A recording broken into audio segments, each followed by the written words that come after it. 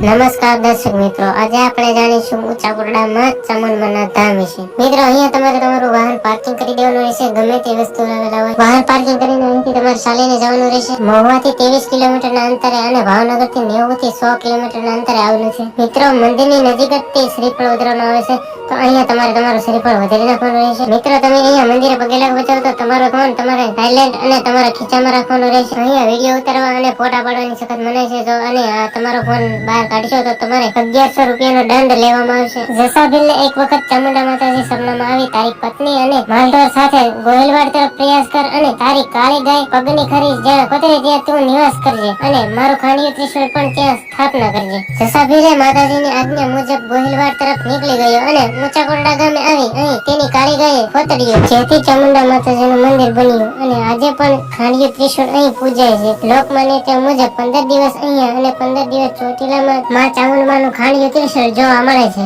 ત્યારથી અહીં શ્રદ્ધાળુઓ હજારોની સંખ્યામાં ઉપસ્થિત રહે છે। એટલે કે જસાભીલને ઘરે પારણો બંધાવ્યો અને કાળિયાભીલ નામના પુત્રનો જન્મ થયો। કાળિયાભીલ દરિયામાં વહાણ લૂંટવા જતો અને હીરા જવાહર લૂંટી કોઠીમાં સંતાડતો, જે કાળિયાભીલની કોઠીઓ આજ પણ ઉપસ્થિત છે ઊંચા કોટડામાં। કાળિયાભીલ જ્યારે વહાણ લૂંટવા જતો ત્યારે તેમને ફેરંગીઓ પકડી લેતા ત્યારે માં ચામુંડમાં તેમને ચોડાવવા માટે જતા હતા। કાળિયાભીલ પાસે કોઈ વહાણ નહોતું, પરંતુ માં ચામુંડમાં તેમને એક કચેડી આપી, જે દરિયામાં નાખતો એટલે તરવા લાગતી અને તેની ઉપર ઉભો રહીને વહાણ લૂંટવા જતો। અહીં આરતીનો સમય સવારના 6 વાગે અને સાંજના 7 વાગે એમ 2 સમય મુજબ થાય છે। સમય જતા મહત્વ વધતા આસપાસના અનેક ગામો, ભાવિકો અને ભીલ સમાજના શ્રદ્ધાળુઓ ચામુંડમાની આખડી બાધા રાખીને મનોકામના પૂર્ણ થતા સ્થાનિકે શ્રદ્ધાપૂર્વક નૈવેદ્ય, લાપસી, ખીચડી વગેરે પ્રસાદ માટે આવવા લાગ્યા, જેથી તેનું મહત્વ ચોરેમોર વૃદ્ધિ પામવા લાગ્યું। આ તીર્થ સ્થાનમાં ટ્રસ્ટ દ્વારા લાપસી પ્રસાદ માટે આવતા યાત્રા સંઘ માટે વાસણ, પાણી, બળતણ, જરૂરી સાધનો સામગ્રી પૂરી પાડવામાં આવે છે। તેમજ અહીં સંસ્થા દ્વારા તમામ યાત્રિકો માટે કોઈ પણ જાતના ભેદભાવ વિના સાર્વજનિક ભોજન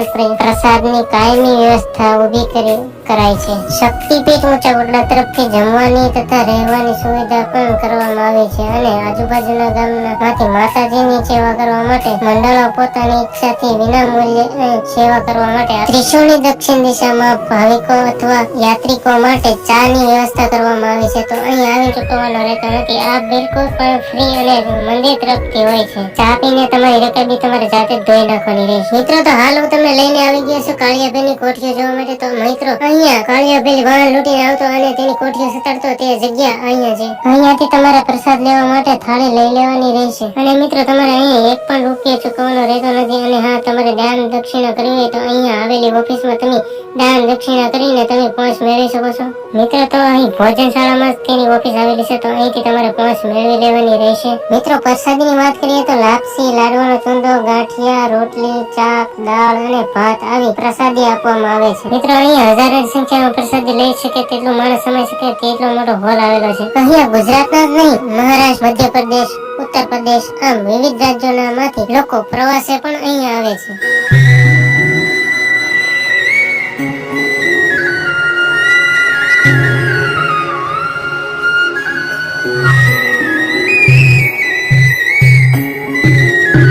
અહીંયા અરબ સાગરના દરિયા કિનારો આવેલ છે। મિત્રો, અહીંયા ઘણા લોકો તો મોજ શોખ કરવા પણ આવતા રહે છે। બપોરના 12:30 પછી અહીંયા દરિયો ભરાઈ જાય છે અને 5 વાગ્યા પછી ખાલી પણ થઈ જાય છે। મિત્રો, અહીંયા તમે આવો તો અનુકૂળ સમય લઈને આવજો, કારણ કે દરિયો અહીંયા 2 ટાઈમ ભરાઈ જાય છે અને 2 ટાઈમ ખાલી પણ થઈ જાય છે। અત્યારે હું આવી ગયો છું દરિયા કિનારે। અહીંયા પણ ઠંડો પવન આવે છે અને અહીંયા તડકો પણ ઓછો લાગે છે। અહીંયા દૂર દૂરથી બાળકો અને શિક્ષકો પ્રવાસ કરવા માટેની ઘણી બધી વસ્તુ આવેલી છે, જેમ કે મોટરો, ઘોડીઓ, ઊંટ જેવી તમામ વસ્તુઓ અહીંયા આવેલી છે।